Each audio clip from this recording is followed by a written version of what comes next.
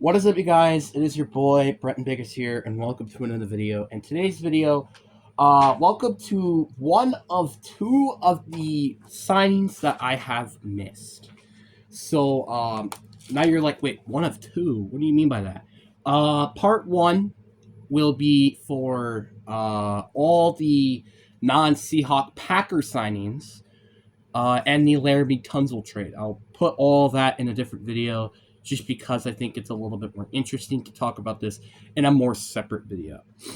And I think that Justin Fields signing I also will put in a different video as well. But everything else I think will be in this video. So I'm going to go by very fast. I will go over some free agent signings, but that's going to be about it. Like, I'm going to go by super fast, probably talking about all these contracts and stuff, and maybe give like a sentence of an opinion. I'm not going to really furtherly explain all these signings because I've missed so much. And literally, I'm not kidding. I have like 40 in here, and I don't want to go over all of them. So yeah. Let's just get into the video. I'm not even going to say like and subscribe. Oh, wait, like and subscribe. We're on the road to 500 subscribers. Okay, that's it. Let's get into the video, finally. All right, so let's start off with, we're going to go by quarterback all the way to safety, if you're just wondering. We got Aaron Jones going to the Vikings. I think this is a pretty big signing for the Vikings. Just getting that running back and, having him mentor, maybe who drafted another running back potentially. But I think this is a very good signing. Then you got Chris Godwin going back to the Bucks. This is actually a bit of a surprise. I wasn't expecting this, but a good job for them, I guess. And I've got an interesting one here. Joshua Palmer going to the Bills, 3-year deal worth $36 million. Bit of an overpay, but I still think this is a very solid contract for the Bills. Mike Gesicki, 3-year deal worth $25.5 million. I don't think I mentioned that, but just in case that exists. Roddy Staley, 3-year deal worth $68 million to the Ravens. Maybe a bit of an overpay, but at least you locked him up for the rest of his career, probably. Then you got Dan Moore, 4-year deal worth $82 million to the Titans. This is a bit of an interesting one because they already have a left tackle, unless they want to move J.C. Latham to right tackle, or is he already at right tackle? I don't know. But not a bad signing because they do need to fix the offensive line, whoever the quarterback is going to be heading into 2025. Then you got Drew Dalem going to the Bears, 3-year deal worth $42 million. I think this is a good signing for the Bears, fixing their interior offensive line. And we already seen the Bears with Jonah Jackson and Joe Thuney. They want to fix this offensive line for Caleb Williams. Then you got Mr. Patrick with a 3-year deal worth $37.5 million to the Jacksonville. Great signing. I think he's a very solid left tackle, and that is what this team desperately need: a tackle to protect Trevor Lawrence. Then you got a re-signing 1-year deal worth $18 million of Khalil Mack. Very good signing. Keep him for another year. Josh Sweat, 4-year deal worth $76 million to the Arizona Cardinals. I was a little upset that this wasn't a Packer signing. This is one of, I think, probably my second signing I wanted the Packers to make, but they didn't instead of the Cardinals, which I still don't. I think this is a great fit for Josh Sweat. I don't think it's a great fit for Josh Sweat. I think he's probably going to be a dumpster fire. No offense, my opinion. That's just what the Cardinals are, but linebackers like him. Then you got a 1-year deal worth $14 million for Haason Reddick going to the Buccaneers. I think this is a solid signing. See if he's still that good on the Buccaneers. Experiment a little bit. Then you got a 3-year deal worth $48 million with Daniel Opry, I think, to the Bears. Solid signing, fixing the interior defensive line. It's exactly what this team needs. So, good signing. Then Garrett Barnett comes back to the Texans with a 1-year deal. I think this is a good signing for them, even though he is a bit of a rotational player. Then you got Milton Williams, 4-year deal worth $104 million to the New England Patriots. I think this is a very good signing for the Patriots, fixing up that defensive line, which obviously they have like a lot of needs all over the roster, but at least fixing up the interior is kind of But the one thing I will admit is, why are you investing all this money onto interior defensive line when it's arguably your strengthest position? Like, you could use running back, technically. You could definitely use wide receiver. You could use offensive line. You could use edge rushers, because I think Josh Uche is gone, so you kind of need edge rushers. Then you got linebackers. Sorry, that was my dog. Then we have just like, again, they have like a lot of needs all over the roster, and this is easily one of the strengthest positions on their team, which makes it very surprising. Then you got BJ Hill re-signed to the Bengals, 3-year deal for $33 million. That kind of makes a lot of sense. You lost DJ Reed last season, and your defensive line is kind of a mess with Trey Hendrickson potentially being gone this year.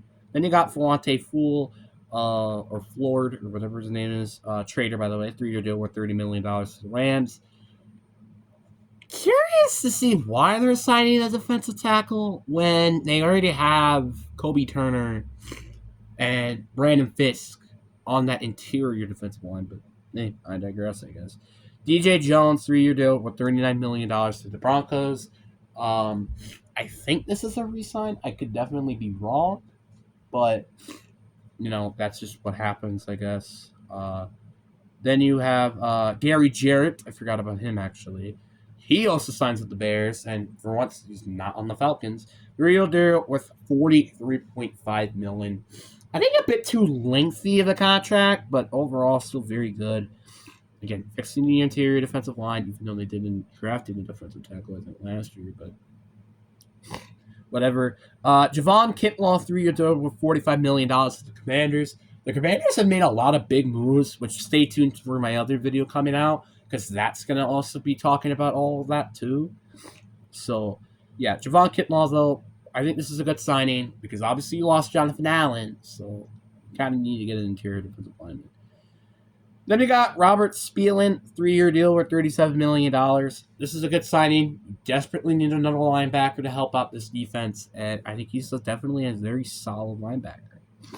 Then you got DJ Reed going to the Detroit Lions, 3-year deal worth $48 million. Wish the Packers got him, but hey, the Lions, they get to replace Carlton Davis. And speaking of Carlton Davis, 3-year deal worth $60 million going to the New England Patriots. Patriots have made a lot of big moves, as you can tell, defensively. Why not offensively? Maybe they might be addressing that during the draft. Who knows? Then Darius Slay goes to the Steelers. It is unknown what his contract is at the moment, but I still think this is a very good signing. I imagine it's like a 1-year deal worth $12 million. Then you got Boston Odebo, 3-year deal worth $54 million to the Giants. Very, very good move. I think for Boston Odebo for the Giants, it doesn't make that much sense because, yes, you do need corner, absolutely. That was probably one of the reasons why your pass rush was as great this year. But at the same time, you are not close to winning a Super Bowl. Not biased. Facts.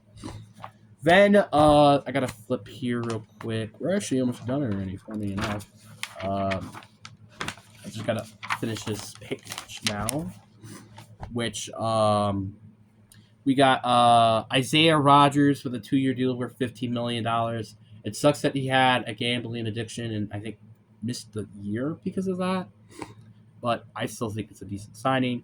Jerron Lewis, 3-year deal worth $30 million to Jacksonville. Definitely needed. They could definitely use the corners on that team. Siren Bayan, 4-year deal worth $60 million to the Colts.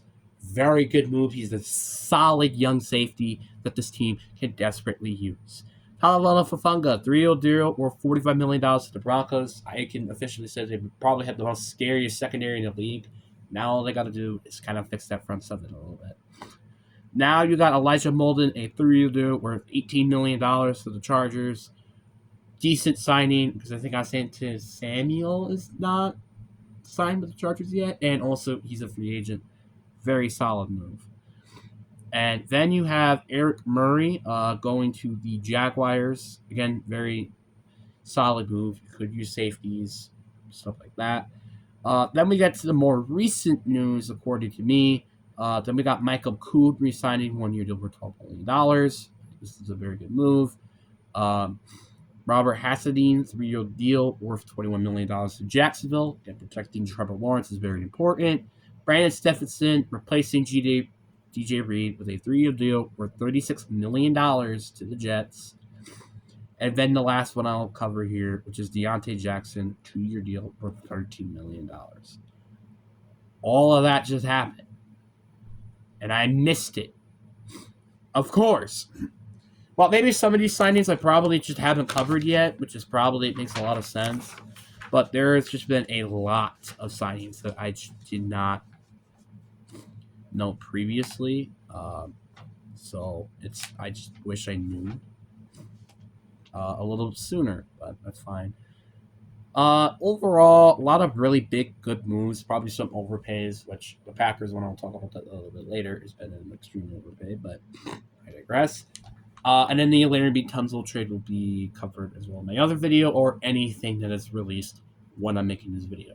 So anyways, guys, I hope you guys enjoy. Peace.